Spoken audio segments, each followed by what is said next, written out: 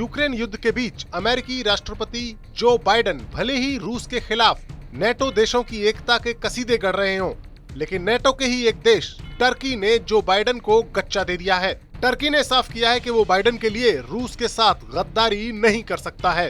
दरअसल महीने भर से भी ज्यादा लंबा खिंच चुके इस युद्ध के दौरान कई बार यूक्रेन के प्रेसिडेंट ज़ेलेंस्की ने नेटो से यूक्रेन को नो फ्लाइट जोन बनाने की मांग की है, लेकिन नेटो इससे कतरा रहा है, क्योंकि ऐसा करने पर नेटो और रशिया के बीच सीधी जंग के आसार बन सकते हैं।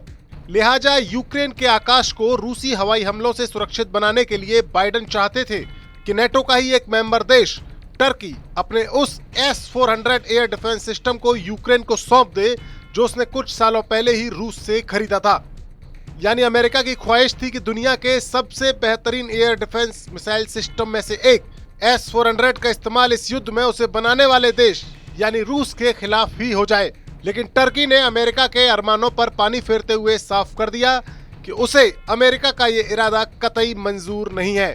अमेरिकी अखबार द वॉल स्ट्रीट जर्नल में टर्की के प्रेसिडेंट एर्डोगन के कम्युनिकेशन चीफ फहरेतिन अल्चुन ने एक आर्टिकल लिखकर साफ किया है कि अपने मुल्क के लिए अहम S-400 air defence missile system को यूक्रेन के लिए कुर्बान करना टर्की के लिए संभव नहीं है। उन्होंने ये भी साफ किया है कि पुतिन ने टर्की को S-400 एक ऐसे वक्त में सौंपी थी जब अमेरिका और बाकी नेटो सहयोगियों ने उससे पैट्रियट मिसाइल सिस्टम वापस ले लिया था। रूस के साथ इस डील के बाद साल 2019 में नाराज अमेरिका ने टर्की को 5वीं पीढ़ी के लड़ाकू विमान F-35 के प्रोजेक्ट से भी बाहर कर दिया था, जबकि टर्की इसके लिए $1.4 बिलियन का भुगतान भी कर चुका था। अब टर्की ने ये स्पष्ट कर दिया है कि वो यूक्रेन को S-400 सौंपकर अपनी सुरक्षा के साथ समझौता नहीं कर सकता, और अगर अमेरिका चाहता है कि वो ऐसा करे तो उसे बिना शर्त patriot missile defence system Turkey को सौंपना होगा और उसे F-35 फाइटर जेट्स के प्रोजेक्ट में भी शामिल किया जाए। ये ऐसी शर्तें हैं जिन्हें माने जाने की संभावना कम ही है। यानी टर्की ने बाइडेन को इशारा कर दिया है कि उसके कहने पर वो पुतिन के साथ गद्दारी नहीं कर सकता।